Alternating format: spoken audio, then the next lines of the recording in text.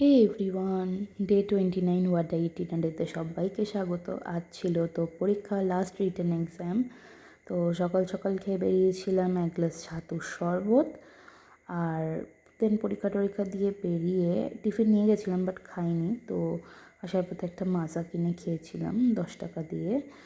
তারপর বাড়ি এসে একটু রেস্ট করে দেন খেয়েছিলাম লাঞ্চে ছিল আলু কাঁকরোল সেদ্ধ, আর এটা হচ্ছে কালকে মাছের তেল ডিম এসব দিয়ে একটা ঝুরঝুরে বড়া করে ওটা, আর সাথে ছিল ভেন্ডি আলু ভাজা আর পটল সর্ষে আর ভাত।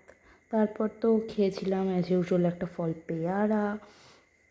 এই খেয়ে আর বিকেলে আর কিছু খাওয়া হয়নি, সোজা চলে গেছিলাম রাতে। খেয়েছিলাম পেঁপে উচ্ছে দিয়ে ডাল, আর সাথে ছিল ওই সর্ষে পটলটা।